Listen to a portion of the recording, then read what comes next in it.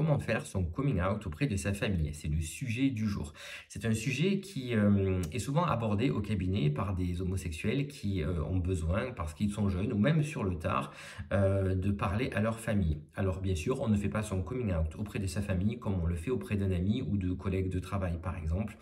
Et faire son coming out, c'est vraiment un tremblement intérieur. C'est pas simplement annoncer quelque chose. C'est un acte de vérité et puis c'est aussi un saut dans le vide. Alors, pourquoi est-ce que c'est aussi difficile? Est-ce qu'on peut s'y préparer? Est-ce qu'il y a des mots pour annoncer qu'on est homosexuel? C'est justement l'objet de cette vidéo. Alors, je suis Jean-Philippe Roussac, je suis psychologue psychothérapeute. N'hésitez pas à vous abonner, si vous ne l'avez pas fait, à ma chaîne, à activer la cloche pour plus de contenu. Dans la communauté LGBTQ+, le fait de faire son coming out résonne presque comme un passage obligé.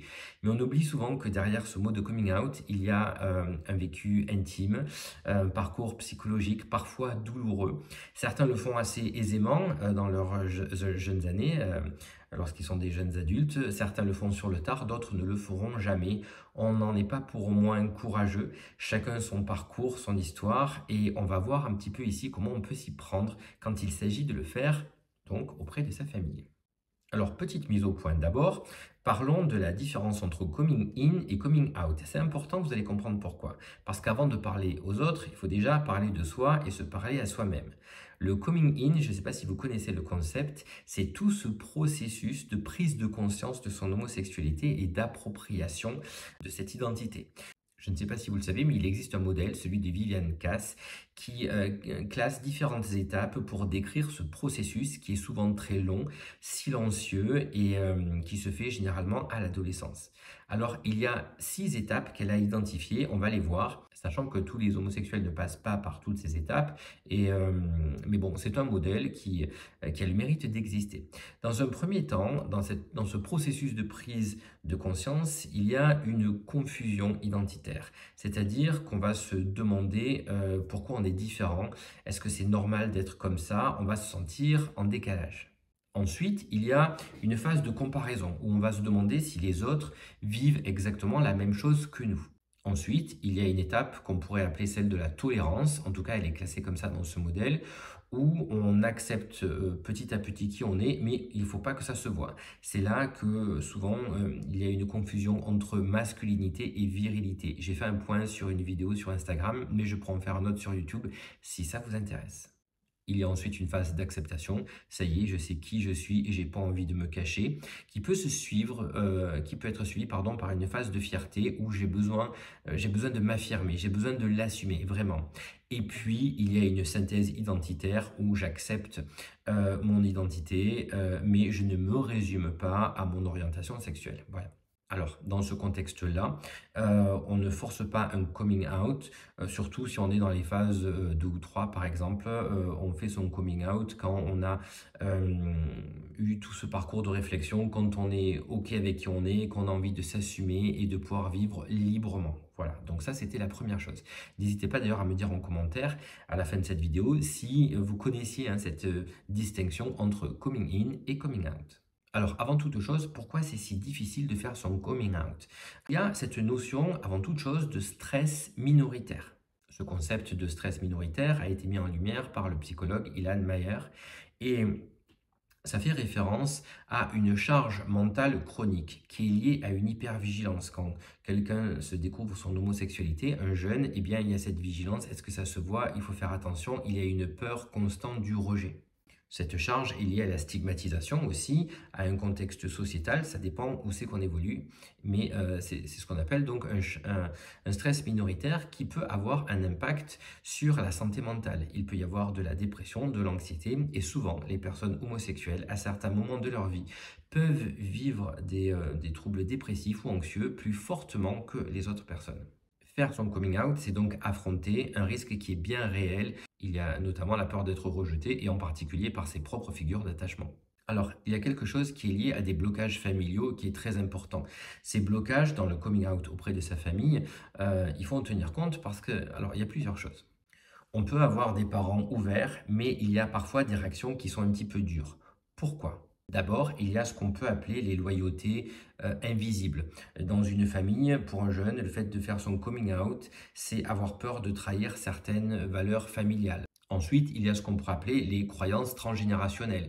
C'est-à-dire que si un jeune se dit, voilà, mon père a toujours été homophobe et mon grand-père aussi, et moi je vais casser cette image familiale, il y a quelque chose de l'ordre de la trahison qui est très culpabilisante pour certains jeunes. Et puis, il y a ce qu'on peut appeler aussi la projection parentale. C'est-à-dire que pour certains parents, lorsque leur enfant leur annonce leur homosexualité, ça peut être une menace à leur propre identité. C'est-à-dire que ça va venir menacer cette image de famille idéale qu'ils se sont créés. Pour certaines personnes, pour certains couples, c'est très important d'arriver à créer une belle image familiale. Alors, bien évidemment, il y a une représentation par rapport aux autres. Dans la société, on est dans la norme, on a des enfants qui réussissent, etc. Et le fait qu'il y en ait un qui soit homosexuel, ça casse ce programme, ce formatage, cette image idéale. Et pour les jeunes qui vivent dans ces milieux-là, forcément, c'est très anxiogène. Alors maintenant, concrètement, pour faire son coming out, est-ce qu'on peut se préparer? Alors oui, il faut vous préparer émotionnellement. Première chose, il faut évaluer votre niveau de sécurité émotionnelle. Est-ce que si ça se passe mal, par exemple, il y a quelqu'un qui peut vous aider, vous épauler? Je parle d'une personne ressource, ça peut être un ami, un membre de la famille du coup, ou un thérapeute d'ailleurs, de façon à ne pas faire ça tout seul. Voilà, ne le faites pas tout seul.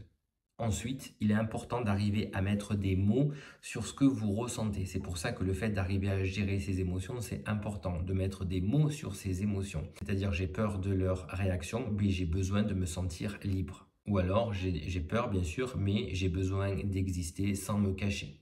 Ensuite, vous pouvez préparer votre discours, quitte à l'écrire. Des fois, le fait de poser des mots permet de les réfléchir et ça peut être rassurant aussi d'avoir cet appui. Vous pouvez utiliser des formulations simples mais sincères. Par exemple, il y a quelque chose d'important pour moi, mais j'ai jamais eu le courage de le dire. Ou encore, je vous aime et c'est pour ça que j'ai besoin d'être honnête avec vous. Ou encore, je n'attends pas de réaction particulière ou parfaite, mais j'ai besoin d'être sincère avec vous. Ou encore, je n'attends pas de réaction parfaite, mais j'ai besoin que vous sachiez qui je suis. Ou alors, ce n'est pas une annonce, c'est une vérité sur moi que je veux partager. Vous pouvez dire aussi, je suis toujours la même personne, mais j'ai envie d'être plus entier avec vous. Ou encore, je n'ai pas changé, la seule chose qui change, c'est que je n'ai plus envie de me cacher. Si c'est trop difficile de parler, vous pouvez écrire une lettre, la donner ou la lire peut-être. Ça peut vous aider à canaliser vos émotions et aller à l'essentiel. Le jour J, d'abord vous respirez, vous faites un peu de cohérence cardiaque ou un exercice d'ancrage. J'en ai expliqué certains dans mes vidéos, mais je pourrais en refaire si vous voulez. Donc vous respirez et vous vous rappelez bien que ce que vous avez à faire, ce n'est pas une demande de permission, c'est que vous annoncez une vérité. Si les émotions montent, ça veut dire que vous êtes authentique. Prenez une grande respiration, ancrez-vous dans le moment présent. Et si on vous dit, mais pourquoi tu nous dis ça? Eh bien, répondez calmement, parce que je veux être moi-même et en particulier avec toi. Et si la réaction est mauvaise, il ne faut pas oublier que ça reflète leur propre monde intérieur. Ça ne remet en aucun cas en cause votre valeur. Par contre, après le coming out, on se protège. C'est super important de ne pas rester seul, d'avoir justement ces personnes ressources pour pouvoir en parler. C'est pour ça qu'il faut être bien entouré, avoir le sentiment qu'on est entouré de personnes qui nous soutiennent et qui sont là pour nous. Je pense aux amis en particulier. Surtout, ne tombez pas dans le piège de chercher à rattraper les émotions de la famille, si elles ont été mauvaises surtout. Chacun a besoin de temps, parfois c'est vraiment une question de temps, de digestion de cette information. Donc on ne cherche pas à réparer, on a dit une vérité, on ne regrette pas ce qu'on a dit. Après, il faut en discuter calmement, mais c'est souvent effectivement une question de temps. Il faut que vous gardiez vos limites. Vous pouvez dire, je comprends que tu sois surpris, mais ce n'est pas une phase, je suis moi. Faire son coming out en famille, c'est parfois très difficile, ça peut être très difficile, mais ça peut être très libérateur. Attention, je ne dis pas qu'il faut le faire. Là, l'objet de la vidéo, c'est comment faire son coming out en famille si vous êtes dans cette optique, mais ce n'est pas forcément nécessaire. Encore une fois, ça dépend du contexte et c'est propre à chacun ça. L'objectif n'est pas de vous justifier outre mesure, c'est pas d'imposer ou de créer une dissension dans la famille, c'est simplement d'être soi-même, de ne plus se diviser soi, c'est vraiment d'être soi, tout simplement. Si vous n'êtes pas prêt, c'est pas un souci, chacun va à son rythme, c'est pas un concours, donc ça prend du temps, c'est une maturation, on doit se sentir prêt pour pouvoir faire ça. Voilà, j'espère que cette vidéo vous a plu. C'était comment annoncer son coming out à sa famille. Alors, il n'y a pas de méthode très particulière avec une procédure. Chacun le ressent. Le tout, c'est d'arriver à mettre des mots sur ses émotions, d'être authentique et d'être entouré pour pas être seul dans la démarche. Ça, je veux vraiment que vous le reteniez et d'accepter que les réactions de la famille, eh bien, ça appartient à la famille et que c'est souvent une question de temps pour que les choses soient digérées et qu'on puisse discuter ensemble et s'approprier cette nouvelle réalité. Voilà. Sur ce, prenez bien soin de vous et je vous dis à plus tard pour d'autres contenus. Salut!